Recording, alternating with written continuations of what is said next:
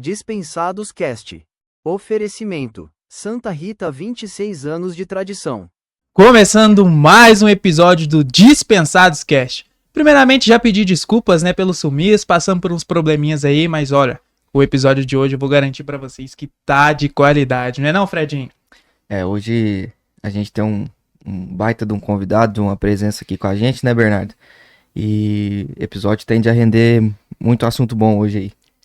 Pra galera que vem acompanhando, sabe que a gente tá ali, ó, nas linhas do futsal, já falamos um pouquinho do Uberlândia Esporte Clube, lá no comecinho falamos do Amador, mas acho que hoje a gente vai entrar mais profundamente nesse cenário, né? Ah não, hoje a gente tem uma pessoa aí que conhece muito bem sobre o futebol amador de Uberlândia, né? E vai compartilhar esse conhecimento aí com a gente. Então seja muito bem-vindo a Ender Fernandes. Obrigado, Fred. Obrigado, Bernardo. Um prazer, né? A gente tá participando. A gente já acompanha pela rede social tantas entrevistas, o programa de vocês. A gente falou, uma hora, quando tiver uma oportunidade, quero estar também. E hoje ela chegou, estou muito agradecido e vamos falar de futebol aí. E pra gente começar, o que eu acho legal do cenário amador de Uberlândia é que isso já é comum, né? Carrega muito a tradição. Você vai nos poliesportivos aí, você vê a galera mais nova, com as pessoas mais antigas, pais, avós, e você sempre ouve por ele, não, esse cara aí não joga tanto, não lembra da época que eu vinha assistir, falava do Aender. Então, se você pudesse apresentar, né, pra galera mais nova e pra galera mais antiga, relembrar um pouquinho da sua carreira, quando você surgiu, período de base, período de amador, profissional. Verdade, é uma vida toda dedicada ao futebol. Até tentei me afastar um tempo, quando eu aposentei, né, dos gramados, vamos dizer assim. Fiquei um bom tempo com as minhas lojas, já fui pro ramo de empresário e fiquei afastado. Mas parece que até tem um amigo que fala assim, o futebol é a nossa pinga, né? Aí o vício veio de novo e eu me retornei como treinador, fui fazer os cursos da CBF, mas lá no início de tudo, eu sou filho de um atleta, meu pai foi jogador do Uberlândia Esporte na década de 70, um grande centroavante, nós somos de Estrela do Sul, cidade perto aqui de Uberlândia, 100 quilômetros, e eu respiro futebol desde quando eu nasci, desde o Juca Ribeiro, quando meu pai ainda era atleta. Aí eu fui pra Estrela do Sul, gente, morava lá, e vi meu pai jogando ali nos campeonatos da época, Tubal Vilela, os amadores, quando ele parou com o profissional também, e ali desde meus 8 anos de idade, eu tenho as lembranças dentro de um campo de futebol. E as coisas foram caminhando, né, quando eu fui atingindo 14 anos, eu vim para uma escola de futebol de Uberlândia do professor Valdir Silva, foi ali que começou minha carreira mesmo. Aí dali eu fui com 15 anos para o América Mineiro, fui para o Goiás, a minha base foi América, Goiás, vim para o Uberlândia Esporte em 95, me profissionalizei aqui, 96, 97 eu ainda joguei no Boa Esporte, no Araxá, e 98, na época, a situação financeira do futebol, ela era muito diferente do que é hoje. A gente não se ganhava-se muito e não recebia em dia. E acaba que você ficava ali 1, 2, 3 anos no futebol profissional, não ganhava dinheiro. E aí veio o futebol amador, que em 98 o Guarani do Patrimônio me convidou. E eu naquele desânimo em continuar como profissional e me ofereceram uma boa grana, com o que acontece hoje de maneira muito forte. E aí eu militei ali no futebol amador de 98 a 2004, até eu voltar novamente pro profissional. E aí sim, de 2004 a 2010, eu rodei em mais de 15 clubes dali para adiante, né? A gente acaba virando um andarilho por conta dos contratos, mas posso dizer assim, que eu sou um cara que não fui frustrado com futebol, nem jogando e nem agora iniciando como treinador. Além de ter rodado bem, eu tive títulos de primeira divisão, disputei os melhores campeonatos do país, brasileiro, Copa do Brasil, fui campeão estadual, vivi aquilo que eu sonhava lá quando criança, no futebol mesmo, né? Ver as coisas como vivenciar o futebol profissional foi muito bacana. Joguei com muitos atletas consagrados, fui artilheiro de 2 campeonatos estaduais em Minas Gerais, aí voltei novamente pro futebol amador e continuei minha trajetória. Aqui em Uberlândia, Bernardo, Fred, eu posso dizer que eu tenho assim, um orgulho muito grande do que eu construí aqui enquanto atleta amador, né? Acho que quase todos os recordes da cidade de gols, números, eu participo deles, né? Se eu não sou o número 1, eu sou 1 ou 2. Maior número de gols num jogo, maior número de artilharias, são 5. Maior número de títulos, né? Disputei 9 finais como entre atleta e treinador, agora com a última, e fui campeão 7 vezes. enfim, Tubal Vilela, que era um campeonato profissionais e amadores misturados. Então acabou que isso tudo me deixou muito orgulhoso do que eu conquistei, né? Às vezes as pessoas falam, mas não jogou no Flamengo, no São Paulo. Aí vai da expectativa e do que a pessoa entende como gratidão. O que eu vivi dentro do futebol, eu tenho zero de frustração. Teve um momento ali de 2005 a 2007 em que eu tive algumas lesões pontuais, né, em jogos importantes. A primeira lesão em 2005 contra o Atlético Mineiro no Mineirão, que eu já estava praticamente acertado com o Grêmio, né, já tinha acertado as negociações com o finado Mário Sérgio, que até faleceu naquele episódio da Chapecoense, ele era gerente de futebol. O Mário Sérgio tratou comigo e eu tive a lesão que meu joelho, tive um estiramento muito forte no ligamento medial, eu fiquei ali 45 dias em tratamento, acabou não concretizando. 2006 no Brasiliense, a gente tinha um grande time ali, nós disputamos semifinais de Copa do Brasil, quartas de finais, também uma ida para o Vasco pronta, já tudo efetivado, também não deu certo por conta de um problema com empresários. E acaba assim, deu um quase time grande umas 3 vezes, o Jorge Jesus, né, com União de Leiria em Portugal, tinha deixado, na época eu não sabia que era o Jorge Jesus que ia virar no Flamengo em 2019, mas tratei com ele, fui lembrar depois de 2019, poxa, quase joguei com o cara, então tudo certo também para mim poder ir, não deu certo, mas isso não me deixou frustrado, isso me deixou orgulhoso, porque acaba que a gente sair de onde saiu, jogar futebol amador, voltar pro profissional e ainda conseguir ter uma caminhada que é muito difícil. Então minha carreira, ela praticamente resumindo ela foi assim até eu voltar agora como treinador e também tô caminhando aí, acho que de maneira bacana. E na questão, principalmente do amador do profissional, nesse tempo que você falou que ficou mais no amador, assim, não pintaram outras oportunidades, talvez, porque tinha muitos atletas na época que fazia transição, né, vou jogar amador, Sim. vou jogar profissional, mas você preferiu ficar só ali no cenário amador? Cara, não foi preferência, porque eu sempre fui muito intenso com as coisas, sempre me dediquei demais. Quando se fala assim, até falando um pouquinho sobre o atleta, quando eu comecei a jogar futebol, meu pai era minha referência como um centroavante de excelência, vamos dizer assim. E ele me falava assim, filho, você é grande, você é pesado, você vai ficar lento, então você tem que treinar ranking. Eu ia e treinava ranking. Ó, o cara que joga de centroavante não chuta com a perna esquerda, não ganha dinheiro, não joga bola. Aí eu treinava a perna esquerda, eu falava, pai, como que era? Fica na parede chutando. Eu sempre me dediquei para aprimorar. Acaba que eu acho que eu fui uma máquina mais produzida do que ela essencialmente em talento, vamos dizer assim. O talento ele existia, eu sempre fui um cara técnico, né? Mas eu sempre aprimorei tudo que eu podia, o máximo que eu podia. Eu sou assim na vida. E quando eu resolvi ser treinador, que eu fui como auxiliar de um amigo num campeonato regional aqui perto, eu tomei, parece que aquela chama acendeu de novo, falei, vou fazer. Quando tomei a decisão, a primeira coisa que eu fiz foi fazer um curso da CBF, eu fiz a matrícula do curso da licença B, tem a licença C, a B, a A e a Pro. A C eu poderia não pular ela por ter sido um atleta profissional com mais de 9 anos de carreira, então a gente já entra direto na B. Fui e fiz, investi o dinheiro. Muitas pessoas falam assim, nossa, mas você vai fazer curso de CBF caro desse jeito para treinar time amador? Só que na minha cabeça eu já estava visualizando algo maior. Fiz o curso da licença B. No outro ano eu fiz o da licença A. Hoje eu sou licenciado para treinar profissionais e sub-20, escolinhas, em clubes profissionais, e só não fiz a Pro, que dá direito a você treinar internacionalmente, Sul-Americana, Libertadores, nem tem nem essa necessidade agora. Mas eu fiz a A. E assim eu estive dentro do Uberlândia Sport em 2023, 24 e 25, como auxiliar técnico fixo do profissional. Só que aí vem aquilo que eu já sabia que poderia acontecer. Eu esperava ter uma oportunidade, ali eu tive alguns treinadores que eu considerei que foram muito importantes no processo, e outros não tão bons, mas que eu também tirei muitas lições do que ser e não ser como treinador, mas acabou que a oportunidade em que eu esperava, que era dentro do Uberlândia Sport, ela não chegou. E eu tive um momento em que ele foi crucial, que eu poderia ter tido ali, por parte da gerência de futebol, eu poderia ter tido como que eu posso dizer, um carinho por parte deles, por ser da casa, ter uma história no clube, ter sido um jogador do clube que fez muito bem feito o papel lá dentro, fui artilheiro com a camisa do Uberlândia, artilheiro do Campeonato Mineiro, estava realizando um trabalho como auxiliar, acredito que bom.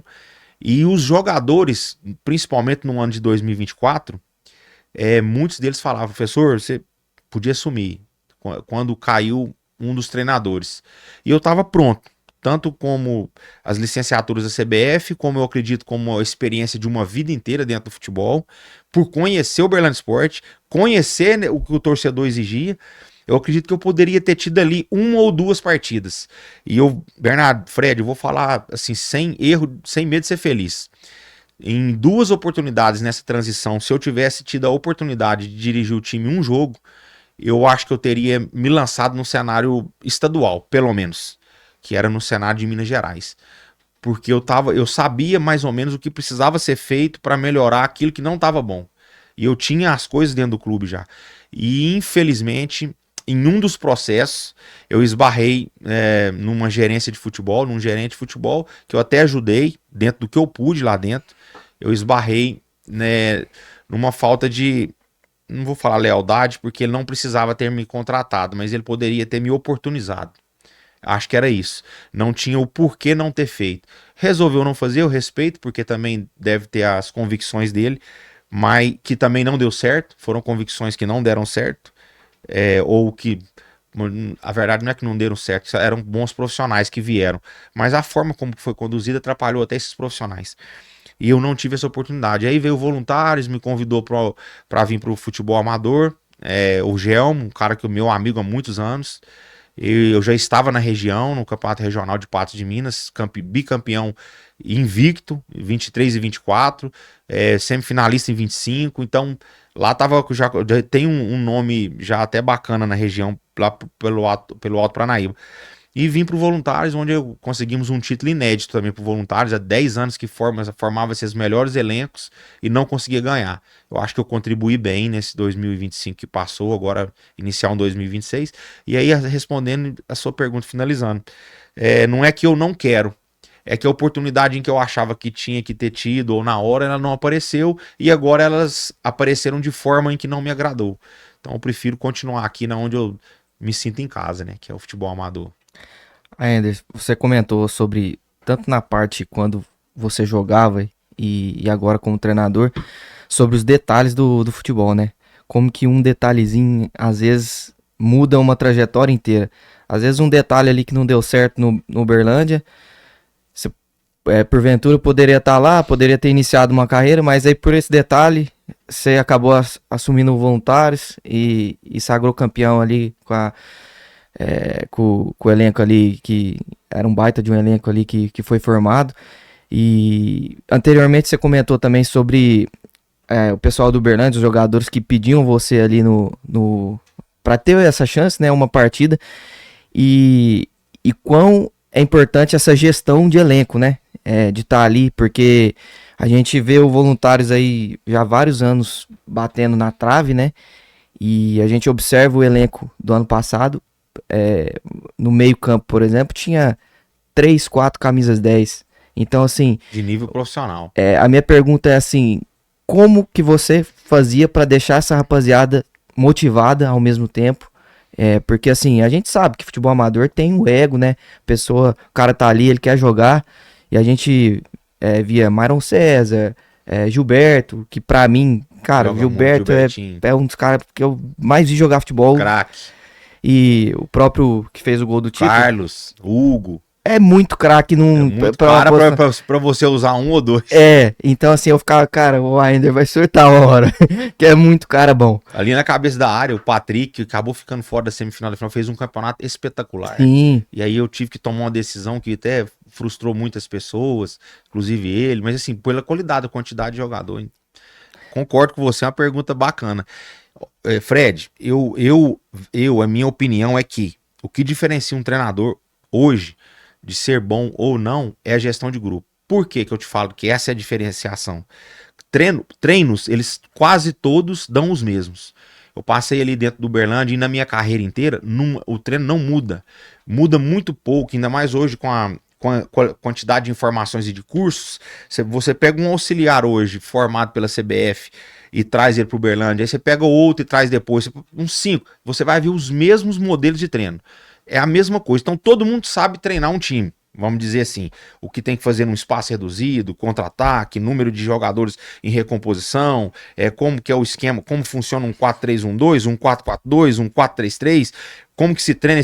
Geralmente não muda-se muito e quase todos os profissionais do futebol têm informação boa para se dar um bom treino. Vamos por aí. O que muda? Gestão de grupo. A gestão de grupo, para mim, ela faz um treinador ser ruim e ser bom. E isso... Eu não sei se eu tenho sorte ou se eu procurei isso, eu não sei nem explicar. Eu acho que talvez seja a minha maior qualidade. Primeiro porque eu falo uma linguagem com o jogador que ele entende. Eu sempre sou verdadeiro, eu nunca minto pro jogador. Nunca eu minto. Se eu tiver que falar pro Fred hoje, se o Fred for mal na partida, ou estiver numa sequência mal, e eu precisar falar pra ele, eu não vou falar assim pro Fred. Não, calma, Fred, você tá bem. Tá mal, Fred? Cara, você precisa melhorar isso aqui. Desse jeito você não vai jogar comigo. Por quê? Por conta disso. Eu não tô pegando no teu pé. Eu tô te explicando qual o caminho pra você poder... Nisso o Fred vai ficar contrariado, na linguagem vai ficar puto. Pô, esse cara vem cá, às vezes não vai concordar comigo, mas ele vai entender até certo ponto. Pô, o cara tá falando pra mim a real, que eu não vou jogar por isso. Ele pode até vir e falar, não, ainda eu acho que tá errado, cara, porque eu acho que eu tô fazendo isso. A gente vai conversar na lealdade, porque na minha carreira, os piores treinadores que eu tive foram os mentirosos e aqueles que implicavam com o jogador. O cara chegava, às vezes, no elenco, no primeiro dia que eu tava, olhava assim pro Fred e falava assim, cara, não fui com a cara desse cara. E o Fred não jogava, nunca jogava. O cara implicava por ter olhado o cara. Tem. E isso é uma coisa que eu falo para meus atletas sempre. Você nunca vai ter um treinador comigo no comando que vai implicar com você ou que não vai falar a verdade. Nunca. Você nunca vai pegar eu falando uma coisa aqui para ele e num dirigente falar assim, não, esse cara aqui não dá não, pode mandar embora. E para ele eu falei que dava. Não. Cara, aconteceu um episódio com um amigo, no Voluntários, eu falo para eles o seguinte, as únicas duas coisas que eu exijo de um time meu, eu não exijo que o jogador seja melhor em campo, que ele seja regular o campeonato inteiro, que ele não erre, que ele não cometa um pênalti, que ele não falhe, entregue um gol, isso é do futebol. Isso pra mim passa totalmente batido. Errou, o dirigente pode até falar, cara, o cara tá errando. Pra mim, eu não levo na emoção. As únicas duas coisas que eu exijo de um atleta é um perde pressiona forte, porque o futebol ficou muito dinâmico. Não tem tempo mais de você perder uma bola e trotar. Enquanto o cara tiver força, ele tem que fazer isso comigo. E a segunda coisa que eu falo pra eles é correr pra trás mais rápido que corre pra frente. Um time que se defende forte, ele sempre tá mais próximo da vitória. O resto, eu entendo que são momentos que o futebol entrega. Então, eu sou sincero. E ano passado, no Voluntários, teve um jogo que eu coloquei um atleta, inclusive amigo meu, no segundo tempo e tirei ele com 15 minutos depois, por conta dessas duas coisas. Ele saiu, dei um abraço nele, falei, cara, não ache que vou pegar no seu pé, ou que comigo você não vai jogar, mas você fez exatamente o que eu pedi pra não ser feito. Você fez isso, isso e isso. E a outra coisa foi ter tirado o Myron César num intervalo de um jogo. O que para um jogador do nível dele, eu sei porque eu fui atleta, o jogador que entra e sai num jogo no intervalo, não vai ficar puto com o treinador, o que não entra vai ficar, e aquele que às vezes é trocado sempre vai estar contrariado. Mas eu expliquei, falei, por que saiu? Vamos fazer assim que vai dar certo. Depois disso, o Myron César foi um dos principais jogadores do título. Todos os jogos que ele entrou, fez a diferença. Nessa lealdade, a gestão de grupo, mesmo que doa, eu vou ter que fazer. Mas a lealdade e a gestão, ela passa muito por isso, pela sinceridade. A princípio vai doer. O jogador que vai ser desagradado vai doer. Mas se ele vê que tem lealdade, que é verdade, ele vai aos poucos entender que aquilo ali faz parte do processo. Minha carreira ela foi assim, como atleta, tinha momentos que os piores treinadores, como eu disse pra vocês, cara, eram aqueles que não eram leais. Aqueles que conversavam uma coisa aqui, falavam outra ali, aquele que te falava uma coisa de frente, depois na outra falava outra, aquele que implicava com você às vezes pelo seu jeito, vamos dizer assim, e eu procuro não ser assim, né, com os atletas. No Uberlândia Esporte, até para que você perguntou falou no início aí sobre os atletas me pedirem, que eu falei, né, teve um episódio em 2024, tinha 4 atletas que não estavam jogando, nós não estávamos jogando bem, o Uberlândia não estava jogando bem, Eu em casa, eu falava pra minha esposa, eu falava assim, se eu pegasse o time hoje, esses 4 que não tá jogando, jogaria. E ela não tinha muito com quem eu falava com a esposa, né? Porque aí, apesar dela conhecer um pouquinho de tanto andar comigo a vida toda, ela falou, por quê? O nosso time tá muito bem treinado. O Felipe tinha deixado um time muito bem treinado taticamente. Ele foi o melhor treinador que eu vi arrumar uma equipe taticamente. O cara é um cientista. Só que eu via que faltava muito. Tava faltando em algumas peças os combates individuais, aquilo que o torcedor do Uberlândia gosta de ver, que é o. Não vou usar a palavra raça, não, porque intensidade, aquele cara que comprava a briga e tinha 2 caras de fora, que era o Jamerson e o Elias, que era o volante. Falei, esses caras é o espírito do que o torcedor gosta. E os dois não estavam nem jogando. Né? E é claro que é uma. Respeitando o que o Felipe optava, é uma opção de quem tá no comando, não que a dele estivesse errada. Eu pensava diferente, somente isso. E fora esses dois velocistas, eu via eles sempre bem e falava, cara, tinha que jogar, tinha que pôr esses caras na arena. E nessa troca, quando o Felipe sai, se não me engano foi o Fajardo me perguntou, Faender, se fosse você o treinador, o que você faria? Acho que foi o único treinador que me fez essa pergunta, que passou no Uberlândia Sport, porque os outros nem me davam abertura. Falei, professor, eu colocaria o Jamerson porque ele é líder, é um capitão do time que não tá jogando, e o Elias porque é um símbolo de pegada, de que torcedor gosta. Falou, boa, e os outros dois? Esses dois, por quê? Por isso. Ele não fez essas dos 2 velocistas, mas o Elias e o Jamerson ele pôs. Foi igual mudar da água pro vinho. Ali em diante, o nosso time começou a ter uma intensidade em jogo, um cobrar do outro, eram 2 jogadores que eram líder, e o time começou a ganhar e acabamos com uma campanha muito boa. Em uma das transições, eu dei um treino, justamente o treino que eu achei que estava faltando. Quando terminou a atividade, o Jamerson, zagueiro, talvez ele até comente nesse podcast, se estiver mentindo pode falar, viu, Jamerson? Ele falou assim, professor, precisavam desse treino. O treino foi muito intenso, a gente fez eu lembro que eu fiz um treino que não tinha tido ainda, né? Que era um confronto 1 contra 1, 2 contra 1, 2 contra 2, 3 contra 2, 3 contra 3. Por quê que eu fiz esse confronto? Ele instigava a pegada, instigava o confronto. E o jogo, o jogo de futebol, eles falam 11 contra 11, não é 11 contra 11. Ele é 3 contra 3, 2 contra 2. É mini confronto do campo inteiro. Se você pensar, tem 6 andando aqui, 4 confrontando aqui. É sempre assim. Tem 10 respirando para tal lado e 2 brigando ali.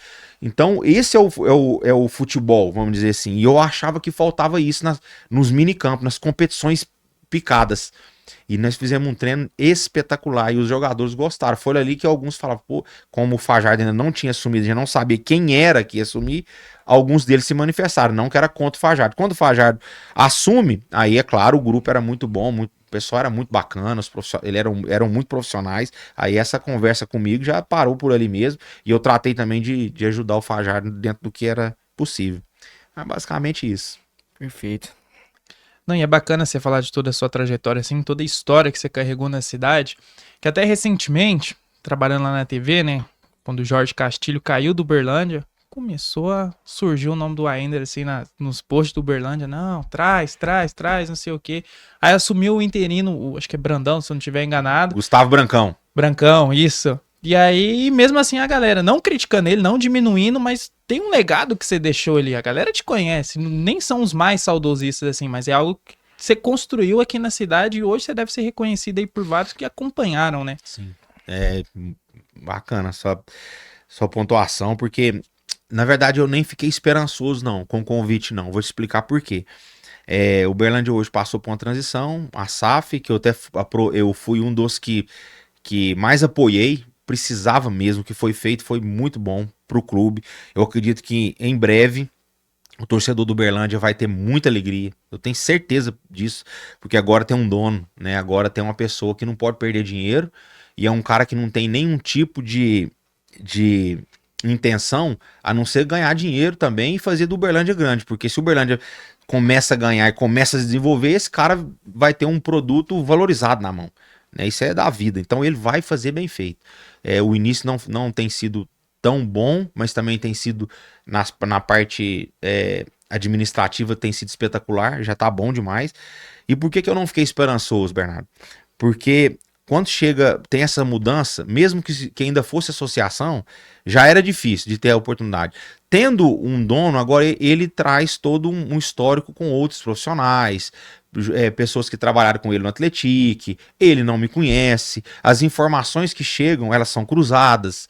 Às vezes o dono, no caso o Fábio, né, um chega e fala bem do Aender, o outro chega e fala mal, porque deve ter gente que não gosta de mim, com certeza, nós todos temos, pessoas que não vão muito com a gente, e tem aqueles que gostam muito. Então ele deve ter ficado no meio de um fogo cruzado. Esse cara é bom, esse cara não é, eu não conheço. E aí a decisão é muito fácil de ser tomada. Não deixa que depois a gente vê mais na frente. Do que trazer ou um problema ou uma solução. Né? Então eu entendi o não convite por parte do Fábio.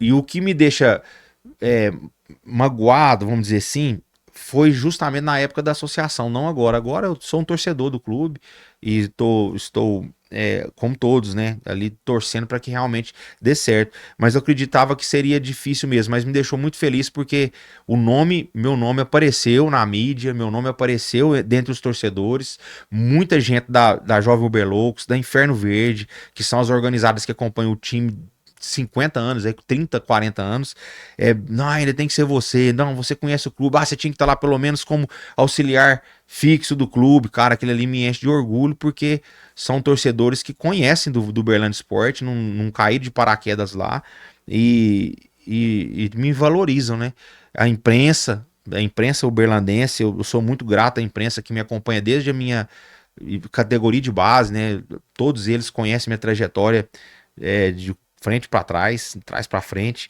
então isso me deixou feliz, mas eu imaginava que eu não teria essa oportunidade agora mesmo, não. É um legado importante aí que deixou para a cidade de Uberlândia, né? E, Aender, puxando o gancho ali você tinha comentado que foi um atleta que transicionou ali entre o amador e o profissional, né? Começou no profissional, passou um tempo no amador e depois voltou ao profissional. Como que você vê hoje em dia essa transição? A gente vê o Dudu, né, que acabou de fazer essa transição novamente para o profissional. Como você vê essa transição de jogadores amador hoje em dia para o profissional e qual é a principal diferença hoje que você enxerga entre o futebol amador e profissional? É física, é técnica? Fred, que pergunta fantástica, cara. Vou falar aqui um dos meus sonhos que eu tenho enquanto torcedor do Uberlândia e profissional do futebol. O meu sonho é o dia que alguém me dê um cargo dentro do Uberlândia Esporte para poder fazer transição com 1 ou 2 atletas do futebol amador por ano. 1 ou 2. Se tiver uma safra muito boa, for 3 ou 4, ótimo. Mas 1 ou 2. Alguém que falasse, Ainer, você está contratado hoje para trazer para nós o que você acha que vai ser bom para o profissional. Eu, por ter feito essa transição, e eu ter feito ela muitas vezes, e conhecer o futebol amador a fundo, eu acho que eu poderia contribuir muito. Eu vou explicar por quê. Quando se fala assim, é muito diferente o futebol amador do profissional, eu concordo, é mesmo. Ele é na parte psicológica. Física, qualquer pessoa que está viva consegue melhorar fisicamente para virar um atleta. Você vai pegar uma pessoa sedentária hoje, eu vou fazer dela se ele quiser, eu vou fazer dele uma máquina física. O cara vai fazer crossfit, acompanhamento com um nutricionista, vai contratar um personal. Daqui 2 anos o cara tá trincado, pode ter idade que for. O cara fala, cara, era esse cara. O ser humano, ele fica bem fisicamente. Um atleta, muito mais fácil. É muito mais fácil. Você pega um atleta amador hoje e fazer dele em 1 ano um atleta profissional. Tecnicamente, o mesmo gol que se erra lá na Libertadores, se erra no Campeonato Amador aqui. Eu vivi isso. Eu fui artilheiro do amador, artilheiro do profissional, errei gol no amador, errei gol no profissional. É os mesmos. Quem chuta a bola, erra o gol no racha. É a mesma coisa. O cara que tira uma bola no último minuto de um jogo aqui, tira no amador também. Então, tecnicamente, não se muda muita coisa, não. Por que psicologicamente? Quando você pega um atleta amador e leva e pinça ele, joga num profissional, onde ele passa a ter uma rotina, cedo à tarde, cedo à tarde, à tarde, à tarde, cedo à tarde, viagem, tal, e ali ele vive daquilo, tem alguns que não suportam o processo. O processo atrapalha ele tecnicamente. Eu vi muitos jogadores que todo mundo fala assim, nossa, esse cara no futebol amador, se levar ele pro profissional, não, por que esse cara não tá lá? Aí levava o jogador, depois de 2 meses ele não jogava lá. Ele não conseguia treinar lá. Eu vivi com um atleta lá em Divinópolis em 2007. Ele era o craque lá da região. O craque. Mas jogava demais. Quando ele levou ele pro profissional e começou a dar função pra ele, ó, aqui você tem que marcar o volante, agora você tem que recompor. Ele começou a sumir, começou a treinar fisicamente, começou a ficar cansado, o corpo não aguentou. Eles falaram que ele não deu certo por conta da parte física. Na hora eu detectei, não, foi a parte psicológica. Começou a falar coisas pra ele que ele não era acostumado a fazer, que foi obrigado a tentar fazer, aí a parte física já cansa, o cara já chega cansado, aí não tem chuva, nem frio, nem sol, tem que treinar. O cara pode chegar cansado, tem que treinar. Não tem essa de descansar, não, hoje eu vou tomar uma cerveja. Não, você tem que treinar. E aí eles não passam, alguns não conseguiam se adaptar. E por que eu tenho essa certeza? Em 2004, essa história todo mundo vai gostar dela, já falei ela em muitos lugares. Eu estava jogando futebol amador em 2003, fui artilheiro da primeira divisão do amador 2001, 2002, 2003 seguido. E campeão 2001 e 2003. E o Uberlândia me chamou porque não tinha dinheiro. Não tinha como contratar um centroavante, vamos levar esse cara. A torcida precisava de um centroavante, aí foi uma incógnita, leva um jogador do amador, não, eu tava 11 quilos acima do peso. Pegar a foto minha de 2003, eu de um jeito, 2004 no Uberlândia eu tava fininho. Quando veio o convite, eu trabalhava numa imobiliária em Uberlândia. Eu abri mão, eu ganhava mais lá, porque era um sonho meu fazer no Uberlândia Sport o que eu tinha certeza que eu conseguia fazer. Já era casado, falei pra minha esposa, eu vou sair do emprego e vou pra Uberlândia, não pagava. Eu fiquei 7 meses sem receber no Uberlândia Sport, 7 meses sem ver um centavo. E fui artilheiro do Mineiro. Quando eu cheguei no Uberlândia Sport, o primeiro dia de treino meu foi uma corrida no Parque Sabiá. Eu fiquei em último, tá 11 quilos acima do peso, os caras tudo saiu, Guilherme, Hudson, Thiago Paiva, todo mundo, uma molecada nova, que era a nossa equipe. Os caras, pá, e eu fui. Cara, eu não consegui completar a volta. Quando eu tava chegando, o treinador era Jurandir Gama Filho. Ele falou assim, ô, meu centroavante, assim não vai dar. E eu cheguei engatinhando quase no ônibus. O preparador físico falou assim, o Jurandir, acho que você não consegue. Eu falei assim, não tem possibilidade nenhuma de eu não chegar. Aí ele entrou, no outro dia ele veio falar comigo. Falei, nós estamos preocupados, acho que 3 meses para você melhorar fisicamente, você não consegue. Eu falei, ô Jurandir, não tem possibilidade de eu não estar bem fisicamente em 1 mês.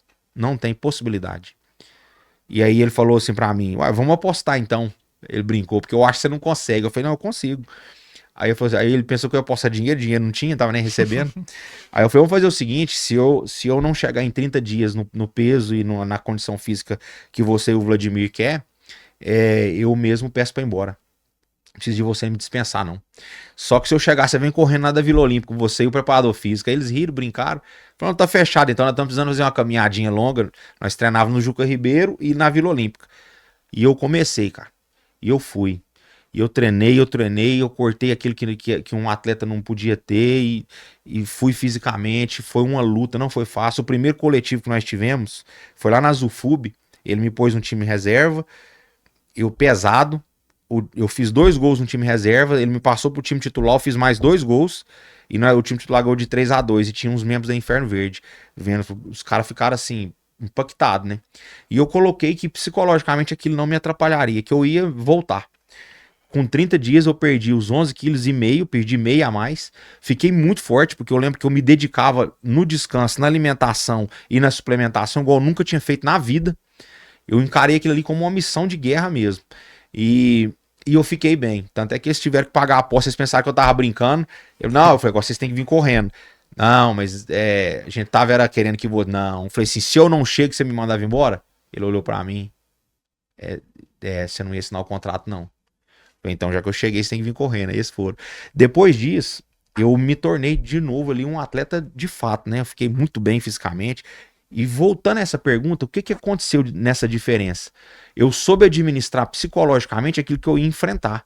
Porque o jogador que fazia gol no amador e ia fazer gol aqui. Tanto é que aconteceu. A questão era como que eu ia, nesse processo, entender o meu cansaço, o meu desânimo, não estar recebendo, pro meu objetivo que eu ia chegar, onde eu ia chegar. Escolheu abrir mão, né? Eu defini isso. Então eu entendo hoje o que eu teria que falar com alguns jogadores que fizessem essa transição.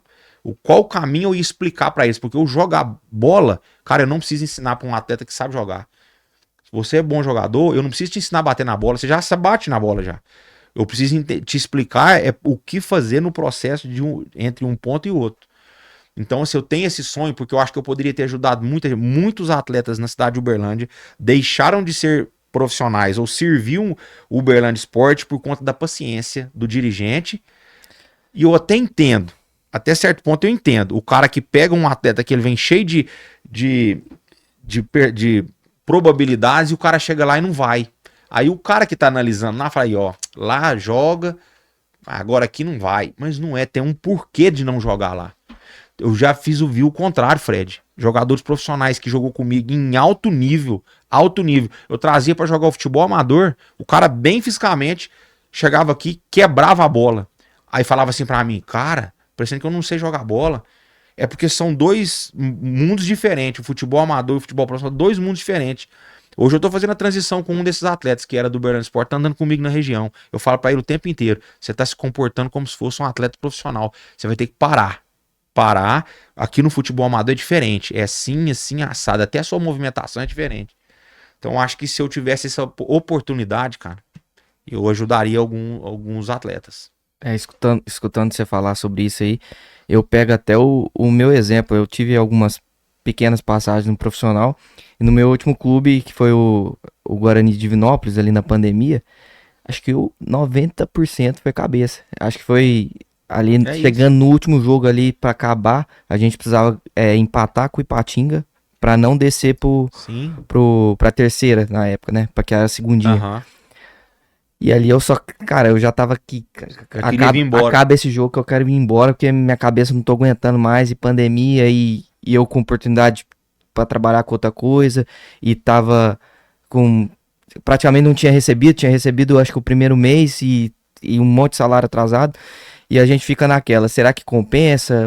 A cabeça vira um trevo, e a gente não tem aquele apoio psicológico, né? Alguém pra falar ali, calma. Então, assim, acaba que até esse cargo aí que você comentou, ele é importantíssimo, porque muitos atletas, não só eu, pararam por essa questão psicológica, porque é confortável, você tá na sua zona de conforto aqui, você joga um amador aqui, você trabalha com outra coisa ali, e a pessoa sai da base, quando chega no profissional perde aquela gana, né, de ver que a coisa não tá dando certo, que não foi não supriu a expectativa dela, e o psicológico vai embora, Perfeito, né? Cara, nós seres humanos, nós somos sugestionados o tempo inteiro. Se alguém começar a falar pra vocês, acaba com o podcast, acaba por ficar 30 dias falando, vocês acabam com o podcast. Se chegar um cara e falar assim, cara, isso aqui é um fenômeno, isso aqui é fantástico. Cara, é mesmo. Nós somos sugestionados o tempo inteiro. O Elias, que é esse volante do Uberlândia, em 2023, acho que foi 23, né, 23, ele sentou num barranco, ele vai lembrar disso. Ele chorou porque ele não jogava, não treinava, não tava bem, e falou, cara, eu quero ir embora. Um cara com base no Internacional de Porto Alegre, hoje tá fora, tá na Europa, tava na Europa agora esses dias. E ele queria ir embora, ele falou assim, eu vou embora, cara, eu não jogo, professor. Eu falei assim, Elias, eu podia vir aqui e te falar assim, ó, cara, vai mesmo. Você tem mercado, tem um monte de time aí que você vai. Eu vou te falar uma coisa, paciência, sai pela mesma porta que você entrou, não pede rescisão. Eu fiz isso uma vez na minha carreira e saí pela porta dos fundos de uma equipe, nunca mais eles abriram a porta pra mim. A porta que você entrou pela frente do Uberlândia Sport, sai por ela, termina seu contrato treinando em alto nível, espera, quem sabe numa mudança de treinador aí, alguma coisa, alguém te enxerga. Ele chorando, cara. Ele falou, não, o senhor tá certo. Se eu dou uma palavra pra ele dentro do que ele tava querendo esperar, que era, vai embora pra sua casa, vai descansar, vai ficar com a sua esposa, com a sua família lá no sul, ele tinha pegado a mala dele e ir embora. O que aconteceu? Fajardo veio, pôs ele jogar, ele terminou como um dos capitães do time, fez um puta campeonato, saiu daqui pela porta da frente, todo mundo quer que ele volta. Então nós somos o tempo inteiro assim, sugestionados. Então, às vezes, eu na Ferroviária de Araraquara, por isso que eu não sabia chutar a bola. Eu saí do Brasiliense numa Série B de brasileiro, sendo campeão, tive um problema de rescisão de contrato e caí na Ferroviária de Araraquara. Eu fiz um péssimo campeonato lá, mas minha cabeça não funcionava. Eu queria só vir embora pro Uberlândia o tempo inteiro. Eu ia pra casa dormir, ficava em casa eu, minha esposa, minha filhinha, que era a mais velha, era novinha. Eu falava pra minha esposa todo dia, quero ir embora pro Uberlândia. De tanto eu falar, quero ir embora pro Uberlândia, beleza, você vai embora pro Uberlândia. Parece que o universo conspira a favor, cara. E eu não consegui jogar o que eu poderia ter jogado. Moral da história, fui campeão lá, com a Ferroviária, jogando 30% do que eu poderia ter jogado. E todos os atletas titulares. Eu fui o único que não foi pro time grande. O Leandro Donizete foi pro Curitiba, de lá pro Atlético. Renato Cajá rodou, foi pro Botafogo. O Wagner foi pro Paraná. O Caiubi foi vendido pro São Paulo, ele, o Alex Francisco.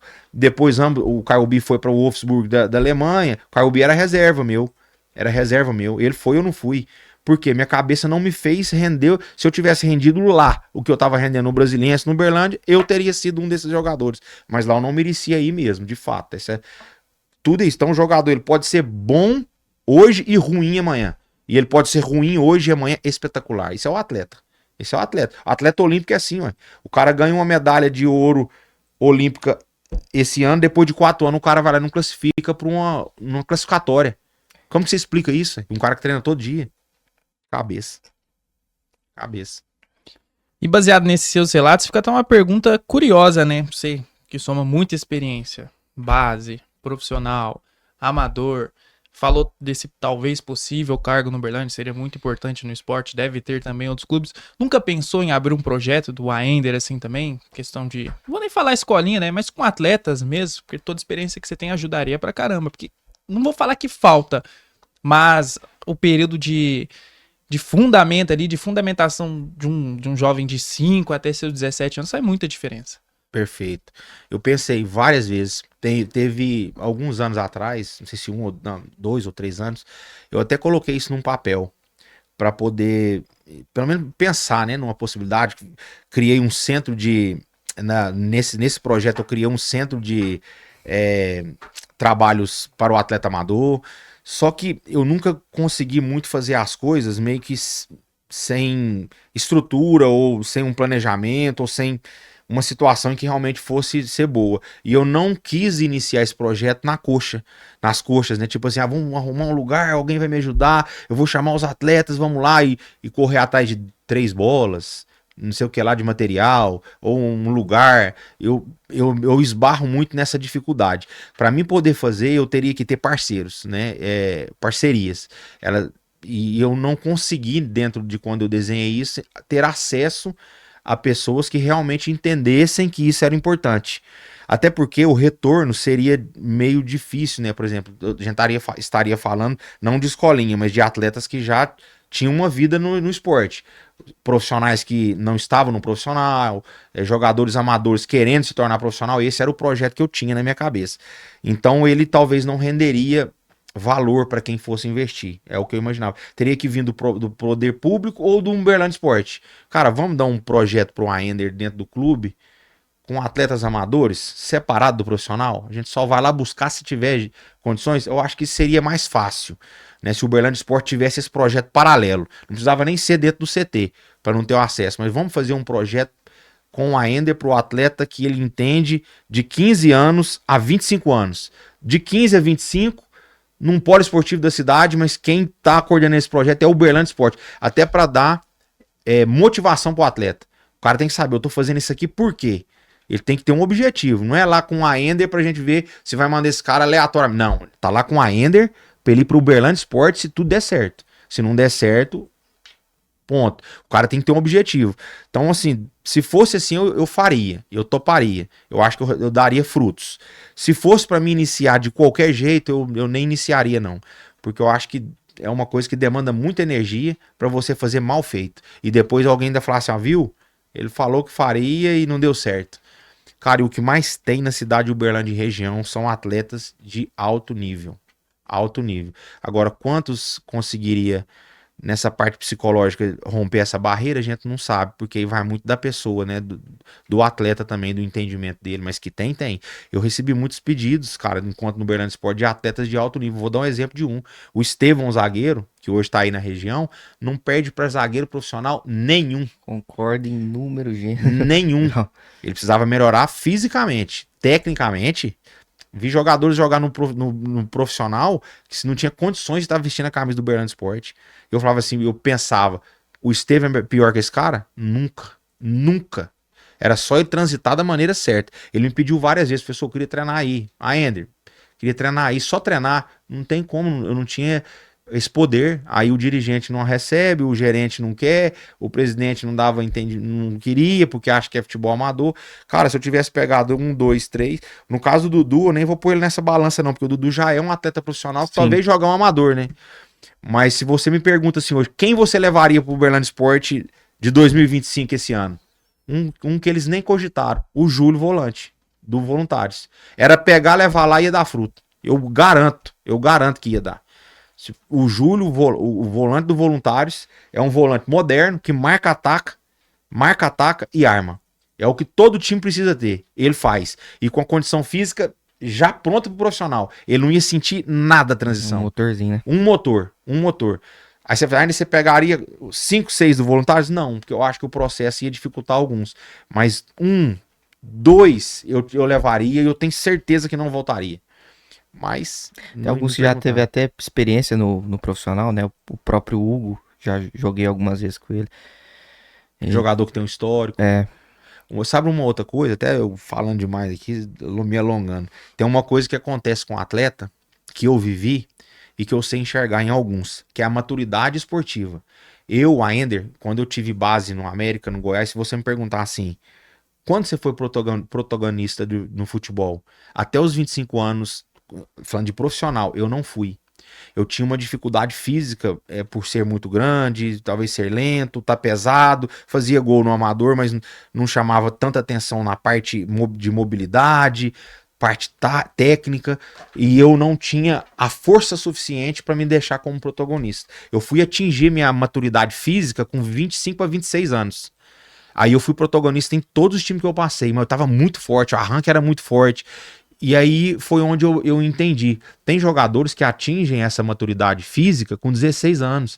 Vocês devem, se vocês procurarem na memória, vocês vão recordar de jogadores que eram base em equipes igual Flamengo, São Paulo, Seleção Brasileira, que todo mundo falou assim, esse cara quando for profissional vai ser fantástico. Aí o cara ia lá e não jogava e depois caía em time de segunda divisão sumia do futebol. O cara tinha a maturidade esportiva dele, muscular, física, com 15, 16, 17 anos, 18 anos. Depois disso, essa maturidade passa, aquele time passa, e ele não conseguia ir pro profissional com a mesma desenvoltura que foi na base. E acontece o contrário, que ninguém presta atenção. Tem jogador que tá na base, que ele não é bom, com 15, com 16, com 17. No Uberlândia Esporte, o protagonista nunca fui eu era mais um. E daquela equipe, daqueles que estiveram na minha época da base, acho que eu fui o único que andou mais. Tinha cara craque lá que não andou. Por conta da maturidade. Eu vejo hoje no futebol amador, tem atletas que passaram uma vida em categorias de base das equipes, não foram bem. Agora que estão começando a ficar, tipo assim, cara, esse cara joga muito, hein, com 23 anos. Ou seja, time profissional nenhum vai buscar um cara com 23 anos. Nunca vai buscar. Nem o Uberlândia vai abrir espaço. Esse cara nunca teve base? Ah, vou lá buscar pra quê? Não, ele é só amador. E tem cara que atingiu isso agora. Por que não você não olhar para um jogador e falar assim, cara, esse cara agora ele é um atleta. Ele tem mais condição de ir pro Uberlândia Esporte com 24 anos do que se nós tivéssemos levado ele com 17. Com 17 ele era mais um. Ele era meia boca. Agora não, quando eu fui com 25, 26, eu já sabia quem eu era. Minha parte física ela já estava pronta. Ela estava pronta. Só precisou de eu trabalhar a minha psicológica. Isso é uma coisa que eles poderiam ficar atentos também. Mas olhando assim, é um ponto que não sei se você vai concordar. Obviamente tem o pessoal do Uberlândia que analisa tudo, deve ficar tudo de olho, tem todos os profissionais. Mas o que eu enxergo hoje como um jornalista na cidade, se você pega um atleta do amador hoje e coloca no time do Uberlândia, vai ter muito preconceito. Normal. Muito. Resistência. Resistência, torcida. E aí, talvez como jornalista eu possa falar, falta valorizar, tá lá pra mostrar quem é o cara. Porque não adianta só, o Uberlândia, por exemplo, contrata um cara, solta o release que fala que contratou. A mídia vai soltar, vão ter só comentários negativos sem o pessoal saber quem é. Nunca viu na mídia, nunca viu vídeo, nunca viu gol. E às vezes o cara pode ser bom, pode render. Então falta, fora do campo, uma valorização do cenário também. Muita gente nem sabia, né, Bernardo, que o Dudu tava no Itabirito não tem nem 2, 3 anos, né? Que é um atleta profissional. Teve gente que achou que ele o era Dudu veio do amador. nada. Achou que ele tava aí na cidade, perdido. Não, quando o Uberlândia contratou, o Fredinho que me deu essa informação. Ele falou que já ele tava jogando ali no amador, mantendo a fase.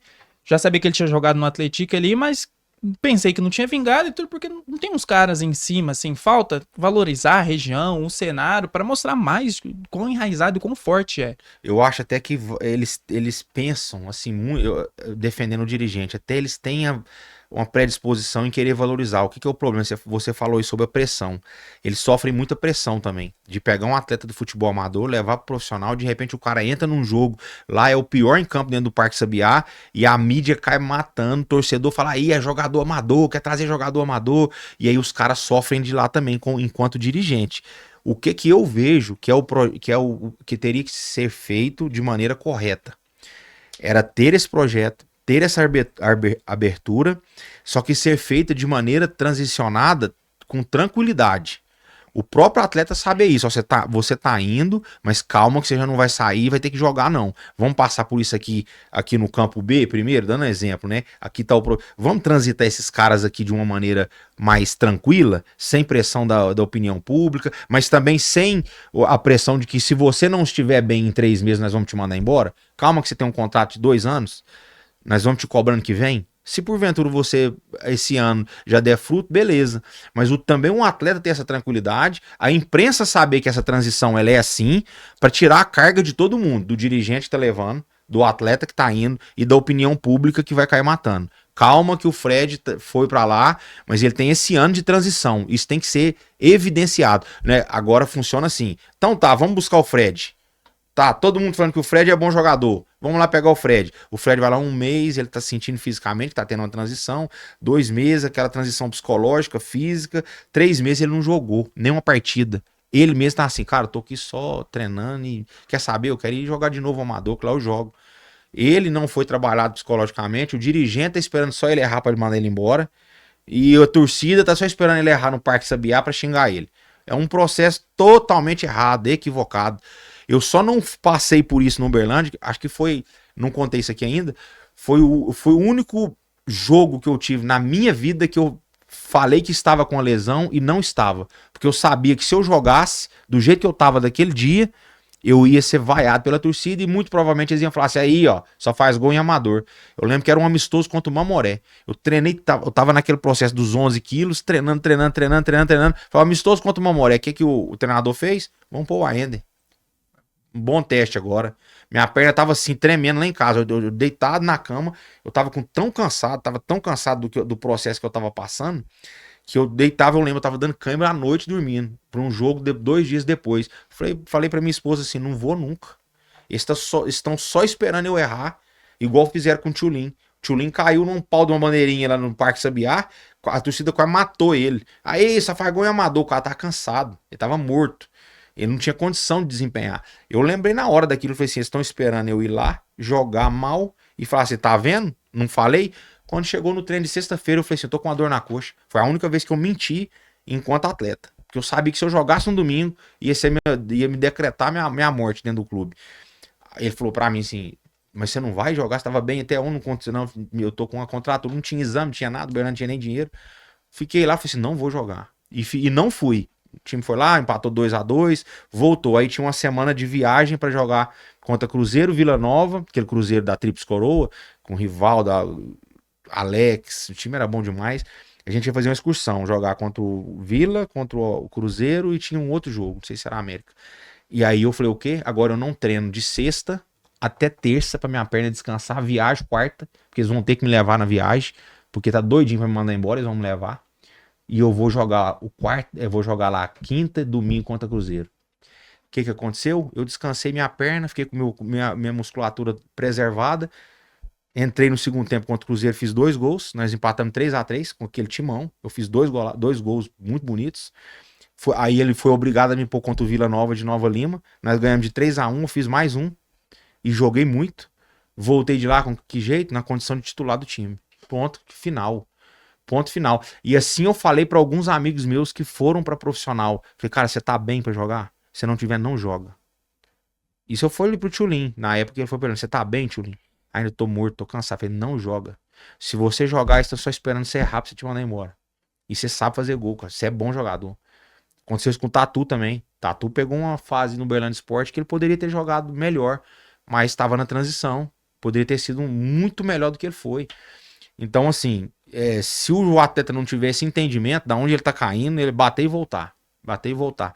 E porque quem é bom, não tem essa conversa. Igual eu falei antes, é a mesma coisa que você erra aqui num rachinha hoje num pole, você erra numa final de campeonato.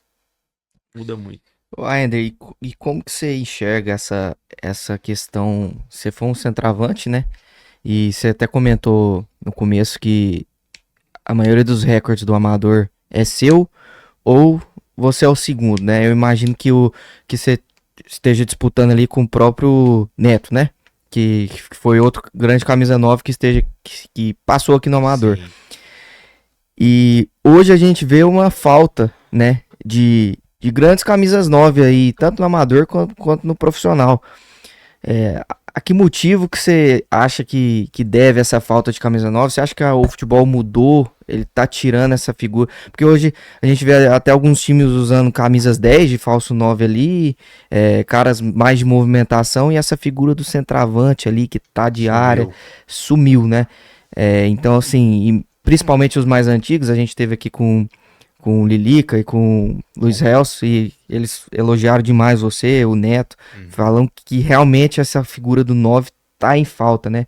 E é o que cativa o torcedor, né? O torcedor, gol, né? O torcedor normalmente é o polêmico. ama ou odeia o camisa 9, né? Eu sempre fui assim, eu gostava muito de mim ou me odiava. Era sempre, eu concordo, essa figura ela tá sumindo. Mas eu acho que é difícil a gente falar que é por conta de uma coisa. Eu acho que é uma sucessão de coisas. Exemplo, primeira, eu acho que é o talento. O talento ele é trabalhado. Né? Na nossa época, por ter sempre um puxando o outro, você obrigava, o que estava atrás era obrigado a melhorar, porque tinha ali 3, 4, 5 caras brigando, e se você queria o outro que quisesse jogar, ele tinha que estar num nível parecido. Então, uma coisa ia puxando a outra, e aí vem também muito da personalidade, né? O 9, cara, o cara tem que ter uma personalidade muito grande. E aí vem o outro contexto, que é a mudança do futebol, né? Toda essa mobilidade que ficou muito mais insana agora, hoje, ela foi meio que escanteando o 9, porque o 9 geralmente é o cara o quê? De área, é o cara de arranque curto, não é o cara que marca, não é o cara que fecha espaço, ele é o cara que define jogo. E essa figura ela foi ficando dificultosa para os treinadores usar, porque todo mundo usa muita intensidade, bate e volta, o 9 tem que vir recompor o volante e ir para lá. Provavelmente num sistema em que joga-se hoje, eu teria muita dificuldade de jogar. Eu teria muita dificuldade pelo meu jeito. Talvez eu, o Neto, o Jaime, que foram os daqui da cidade, né? Indo pro profissional, eu, Ferreira, o André, Neles, né? Falando dos da cidade. Teríamos um pouco mais de dificuldade. Seria impossível? Não. Aí eu já vou falar o que o Romário fala. Porque nós errávamos muito poucos gols. Muitos poucos gols. E isso também fez muitos treinadores ter que engolir a gente uma vida inteira. Naquela época minha mesmo, já se cobrava o centroavante marcar o volante. Todo time profissional que eu fui tinha essa conversa. Tem que vir até o volante, tem que vir até o volante. Tinha hora que eu falava, não vou, mas na hora que ela vier aqui eu vou ter que produzir. Vai ter que sair um chute, uma cabeçada, um gol. Então eu me reinventava dentro da partida. E aí vem a personalidade. Acabou que o sistema sufocou esse tipo de atleta. Aí esse tipo de atleta começou a ficar um pouco mais escanteado. Então eu acho que é uma sucessão de situações. Eu tô usando agora um 9 na região aí que ele tá com dificuldades, mas joga muito. Eu falei, cara, o que eu falo pra ele é o seguinte: esquece o que os outros estão fazendo no campo, você vai fazer diferente pra mim. Você vai definir jogada. Eu preciso que você defina a jogada. Eu preciso de gol seu. Você não dá pra recompor aqui, eu vou pro outro fazer. Aí eu chamo um cara, você consegue fazer pra ele um pouquinho? Pra ele definir pra gente lá? Consigo. Então assim, eu acho que é a forma também de dos treinadores entenderem as posições, né? O Paulo Henrique Ganso ainda tá jogando até hoje. Ele anda dentro do campo, ele não tem intensidade nenhuma. Mas muito provavelmente os treinadores do Fluminense falam, cara, esse cara é diferente.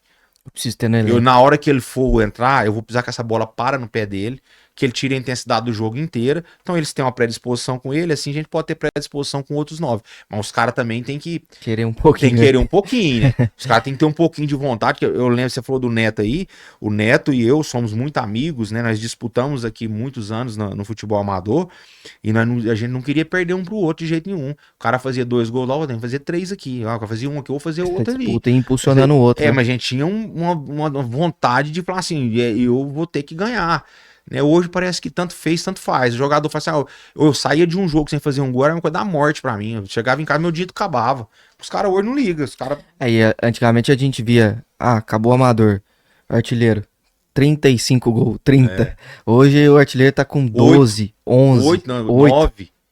8, 9 não entrava na briga. E era quase o mesmo número de jogos lá. Naquela época era 17 pra cima. 18, 19, 20. Pênalti, ninguém batia pênalti na nossa frente. Eu falo pro meu centroavante, falo, cara, você deixou... Eu falei, que ele pediu pra bater. Na época nós pedíssemos pra bater, você vive de gol. Sai, tem um gol meu contra o Uberlândia e Araxá. Esse jogo, eu fiz 3 gols. Fiz o gol contra e os 2 a favor. Foi 2-1 pro Uberlândia.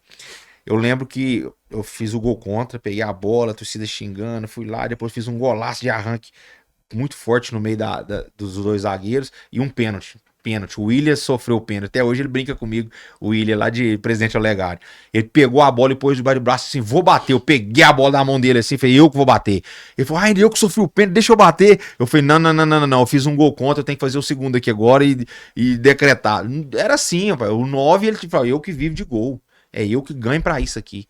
Hoje falta muito isso no jogador. Vontade do cara falar assim, cara, aqui é comigo, deixa comigo que eu resolvo.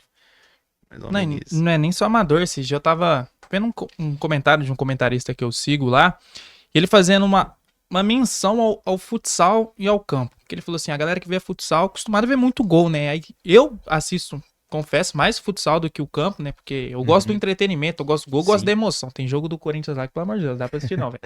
90 minutos de só palhaçada. Enquanto eu tô lá vendo praia 4x3, 5x4, aí vai. Gol saindo. O esporte pra mim é espetáculo, é entretenimento, pô. Você tem que ver o gol. Mas o comentário dele era o seguinte, hoje em dia no futebol brasileiro você não tem mais caras que tem característica de fazer gol. E aí você pega, por exemplo, um ponta. O Neto faz lá uma aposta com o Ferreirinha fazer 10 gols no ano, o ponta joga 40, 50 jogos, não faz 10 gols. Por que a galera ovaciona tanto a Arrascaeta? Porque ele é o meia que faz gol. O Garro, na principal função dele no Corinthians lá, no auge dele, fez muito gol na temporada, acho que ele fez 10 gols ou 12 assistências. Aí você pega hoje em dia, os caras não fazem mais gols, depende só do atacante, e quando vai fazer, né? Então deu uma mudada. Pior, os 9, né? Que ainda tem 9, muitos 9 por aí. Os caras não... Aí você vê o Pedro faz gol, o menino do Palmeiras, o Tigrinho faz gol, o Yuri Alberto, por mais que erra-se muito, você vê que ele tá em busca do gol o tempo inteiro. Então ainda existe, esses caras são por aí, os 9 ainda existem por aí. O que eu sinto falta é os outros que estão figurando nos menores, vendo a banda passar, não, é porque eu sou atacante. Cara, você é 9. Eu falava no Berlândia Sport para alguns jogadores, cara, você é 9, treina. Ah, professor, é porque eu também faço beirada. Acho que eles ficam com tanto medo de assumir uma posição que talvez não vai jogar, ou que o treinador não vai querer, que eles falam, quer saber, eu vou brigar ali onde o cara gosta. Cara, veste a camisa ali e fala, eu sou o 9 da equipe, pronto, acabou. Então falta muito isso do jogador. Acho que o sistema também acaba atrapalhando, né, também. A gente tá entrando pra uma reta final aqui, mas tem um negócio que a galera de Uberlândia vai gostar de saber, uma resenha boa. Meu pai, eu cresci ouvindo isso, meu pai era professor lá da Unitri e contava muito do basquete. Mas te estudando, que eu acho que você devia ter uma enciclopédia, pode pedir para uns historiadores fazer aí, né? Porque fica difícil ter acesso. Mas você jogou no Unitri de futebol e eu nem sabia que existia. Como é que foi essa resenha? Foi verdade. E foi uma, assim, não é que eu arrependo do momento. Como eu fiquei em 2004 no Berlândia Sport, eu fui muito feliz, fui artilheiro, apesar de não ter recebido, acabou que eu fui cobrar a presidência, na época, um salário, porque eu precisava acertar coisa da minha casa, e a torcida achou ruim de eu ter cobrado, e eu fui cortado de um jogo muito importante, aquilo ali tudo pesou, e logo em seguida a Unitri estava lançando o seu time, né, no Senado de Minas Gerais, e eles vieram com um convite e um lugar que pagava em dia, né, e eu tava ali 7 meses sem receber. Eu falei, quer saber, eu saí do Berlândia Sport e fui pra Unitri. Ali a torcida ficou contrariada comigo, muito contrariada, e eu tomei essa decisão por parte financeira. E foi a pior decisão que eu poderia ter tomado, porque eu saí do lugar onde eu amava, que eu gostava de estar, até que eu tava sendo artilheiro sem receber, você imagina. E eu fui pro rival da cidade, né? Acabava que naquela época o Uberlândia, carente de rivalidades, abraçou a rivalidade contra a Unitri. E eu fui. E no meu primeiro jogo eu ainda fiz o gol contra o Uberlândia. Fiz uma cesta, comemorei fazendo uma cesta. porque o basquete tinha sido campeão nacional, eu falei, vou fazer uma... Quando eu fiz essa cesta, eles acharam que a torcida do Uberlândia achou que eu tava menosprezando, né, o meu antigo clube e tal, e não era nem isso, era pra homenagear o basquete mesmo. E ali eu fiquei em 2004, mas eu não fiquei feliz. Foi um lugar onde eu passei, na Unitri, sou muito grato à Unitri, ao senador Hélio Salgado, honrou seus compromissos com a gente, mas eu também não consegui desenvolver da maneira como eu tinha que fazer como atleta. Aí começou essa situação em que eu queria voltar para Uberlândia, já no mesmo 2005, 2004, finalzinho de semestre, eu fui para lá. Não gostei. Aí eu quis voltar, eles não quiseram me receber porque ficou magoado com a minha saída. E aí eu fui pro Valé de Itabira, onde aí eu voltei um ano 2005 muito bem. Democrata de Sete Lagoas, Valé de Itabira, fiz grandes jogos, gols importantes no Campeonato Mineiro da Primeira Divisão, na Taça Minas Gerais. Dali eu fui pro Brasiliense por conta dos gols que eu fiz em 2005. Também fui muito bem lá em Senador Canedo, na Canedense campeão goiano. Então, assim, mas 2000, acho que se fosse para me pontuar os dois lugares onde eu não fui bem e eu não devia ter ido, para a Unitri de maneira nenhuma, independente da situação financeira, eu me arrependi mesmo. E a outra foi na Ferroviária, que eu não fui tão bem, mas mais pela parte psicológica. Mas aconteceu mesmo, de fato. Mas fiz E no uns Brasiliense, por que era Rubens e não Aender? Pois é, lá quando eu cheguei, o Lula Pereira me contratou e ele achava difícil falar Aender. Ele era muito engraçado, ele falou assim, que AM, Aender, é Rubens. E eu querendo jogar, era Campeonato Brasileiro, e eu falei, não vou contrariar o treinador por causa de nome. Eu falei, se eu chamo do jeito que eu quiser, tá tudo certo. Aí quando o Correio Brasiliense vinha me entrevistar, eu falava, é Aender, porque em Minas só me conhece de Aender. Aí o Correio Brasiliense falava, gol de Aender no Brasiliense contra o fulano. Aí no outro jornal da cidade, Rubens faz gol, o povo não sabia. Quem que fez gol? Foi esse cara ou foi o outro? O Rubens, Aí um dia eu em Itaguatinga entrei numa farmácia, o cara me conheceu, falou, cara, só me fala uma coisa, é Rubens ou é Aender? Porque eu falo pro povo que é um gol, outro não sei o que. Ela falou, não, pode chamar, é Aender mesmo. Aí ficou desse jeito, ficava Rubens pra todo mundo, né? Pros jogadores, pra imprensa. Não, e isso é curioso, que eu fui olhar que ele tem um título do Campeonato Candango lá. E aí eu tô olhando lá nem é súmula, é o aplicativo. Cadê o nome? Cadê o nome desse cara? Tá Rubens. Eu sei que é Aender Fernandes.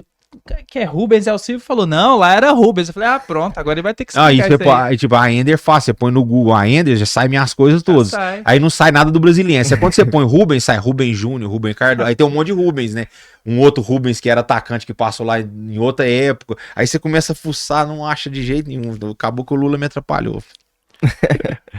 Pra gente finalizar agora, um bate-bola rápido. Isso aí respondendo, de bate-pronto. Se quiser justificar, tá beleza. É de quem é melhor? Se quiser aqui, tem tudo. Tem profissional, tem amador. Eu vou. Mas vamos lá. Melhor parceiro de ataque. No profissional, Ditinho, da URT. Ditinho. Aender ou Neto Cacheta? Cara, tem que ser rápido, né? Se quiser desenvolver um pouquinho, pode. Você sabe também. por quê? Eu vou depois eu vou fazer tudo bate-bola. Você vai falar, é porque existem características que uns têm melhores que os outros. Eu não gosto muito de falar assim, eu melhor, porque quando você fala assim, tá, mas quem teve mais raça e competitividade? O Neto, melhor que eu. Mas quem teve mais número? Eu tive mais do que ele. Aí quando fala Jaime ou Aender, o Jaime pra mim foi melhor que eu tecnicamente, mas eu fui muito melhor do que ele na parte de números também, de conquistas e de onde eu andei. Aí você fala Ferreira ou Aender, eu falo Ferreira. Ferreira jogou em time grande, eu não joguei. Se for me falar futebol profissional, talvez eu vou falar que eu fui melhor que todos esses de Uberlândia, né? Tirando o Ferreira e o André Balada, né? Que, nossa, finado amigo. Se for pra falar de futebol amador, eu já falo, pô, tem muitos ali que eu gostei, que eu achei que jogou melhor que eu, mas vamos lá. Aender Neto? Aender Neto. Profissional Aender. Amador, vamos pôr o Neto. Aí você citou ele, Aender Ditinho. Ditinho. E tá querendo jogar lá, se brincar. Ditinho, O bicho gosta, né? O bicho gosta. Ditinho melhor que eu. Gol mais bonito. Eu fiz um gol de cabeça. Eu tenho muitos gols bonitos, mas eu tenho um gol de cabeça no Guarani de Divinópolis e América Mineiro que eu guardo com muito carinho, pela forma como aconteceu. Defender lá atrás, sair numa arrancada forte, um cruzamento perfeito, eu atropelar o zagueiro, e num contexto que foi um jogo que foi caracterizado como a Batalha do Farião. Nós ganhamos de virada de 4-3 e tem até uma placa lá no estádio. Eu acho que deixaram ela em algum lugar, numa sede, mas esse gol de cabeça contra o América Mineiro. Zagueiro mais difícil que enfrentou. Zagueiro mais difícil que eu enfrentei, Luciano Dragão. Time mais embaçado que você enfrentou? Foi aquele Cruzeiro? O Cruzeiro de 2003. Ele era difícil também. Edu Dracena foi o zagueiro mais difícil que eu enfrentei na vida. Melhor elenco que jogou? Melhor elenco do Brasiliense. Quer dizer, tinha o ex-Flamengo lá. Iranildo. Esse aí era craque, pô. Tinha muita gente boa naquele time, muita gente boa. Nós chegava, Landelon, foi um cara que eu vi jogar de perto, uma qualidade muito grande. O Varley, atacante, Reinaldo, antigo centroavante do Galo, também uns caras da qualidade técnica muito apurada, sabe? Jogar do Carlos Alberto, meia. Então, bola não batia na canela de ninguém, era muito bom mesmo. Melhor... Esqueci de falar, né? O maior professor que eu joguei junto no futebol chama Túlio Maravilha. Esse me ensinou muito, mas muito mesmo. Aí tem história também, né? O Túlio não ensinar alguém. Referência, né? Melhor amigo que você fez no futebol? São dois, Adélio e Alcione. Maior inspiração? Meu pai. O maior centroavante que eu vi jogar, tirando os de verdade. Eu falo os de verdade, Ronaldo, Romário, Careca, esses caras que são de outra esfera. Dos normais, meu pai foi muito melhor do que todos nós. Todos nós. E uma lição que você tirou em todos esses anos no futebol? Que sem a disciplina e a vontade de vencer, você não consegue nada, principalmente no futebol. Disciplina. Meu pai me ensinou isso também. E só pra gente fechar, quantos gols no amador e quantos gols no futebol todo em si? Eu tenho, em todos os campeonatos que eu disputei, tanto profissional quanto amador, eu tenho tudo anotado desde 1994. Eu fazia isso, meu pai falava, meu pai sempre muito simples, muito humilde, ele falava, pra que você tá anotando isso? Eu falava, eu anoto, eu anotava quem apitava, quem fazia os gols, eu tinha uma agenda, uma agendinha lá desde 94 que eu anotei tudo, até o ano que eu parei. Se eu não tiver enganado, deu 860 alguma coisa de gols em tudo, juntando tudo, e eu nunca anotei nada que não fosse competição. Tipo assim, igual algumas pessoas, vamos jogar no praia, o campeonato, esse eu não anotava. Eu anotava o Setúbal Vilela, amador, profissional, campeonato mineiro, deu isso. Só na cidade de Uberlândia, pela Liga Uberlandense, eu tenho 250 gols, 249 gols, pela Liga Uberlandense primeira divisão. E juntando a região, aí entre profissional e amador, aí cai o número, né? Mas tudo 800 e poucos gols, mais ou menos. Então é isso. Mais alguma consideração, Fredinho? Cara, acho que não. Acho que foi um bate-papo muito bom, muito produtivo aí. E é isso. Nada a acrescentar. Agradecer sua presença, então. Espero te ver mais vezes, como sempre. Sim. Estamos meio sumidos, mas voltamos, né, velho? Mandar um abraço pro Brunão também, era pra ele ter vindo, seu parceiro, diz ele, já filmou, já falou muito que você na beirada do campo, cara. Aí, trabalha lá comigo, pô, gente boa demais. Faz parte da minha história o Bruno. O Bruno me acompanhou a vida toda, um cara mora no coração. Pois é. E te agradecer, acredito que quem assistir vai levar muitas lições, muitos aprendizados, e o espaço aqui é pra isso, né? Contar sobre você, que nem eu disse no início, não é muita gente que sabe, conhece seu nome, mas não te conhece assim, talvez com essa proximidade que você passou aqui. O espaço aqui é para isso, para contar resenha, história de vida, passar tudo que você passou na vida. Então, acredito que vai agregar muito na vida das pessoas que assistirem, nosso público, né? A gente tem uma galera do amador, tem muita galera nova que joga futsal, então um personagem como você vai agregar demais. Só agradecer sua presença. Eu que agradeço, Fred, Bernardo, essa oportunidade de a gente poder falar do que a gente viveu, é nostálgico pra gente, não é só para as pessoas que estão escutando, a gente revive as memórias, a gente se sente valorizado, então assim, que esse trabalho de vocês continue mesmo, de verdade, não só pelos convidados mas pelo esporte em geral, né? Enriquece demais, muda as situações. Posso dizer que muda até a vida das pessoas, porque a pessoa falar daquilo que trouxe tanta alegria para ela, acaba saindo daqui diferente também. Muito obrigado mesmo. Então agradeço a presença dos dois. Não esquece de deixar o like aí, comentar, acompanhar nosso canal. Tamo de volta aí, vamos voltar nessa pegada. Muito obrigado por você que assistiu e nos vemos nas próximas. Dispensados Cast. Oferecimento: Santa Rita, 26 anos de tradição.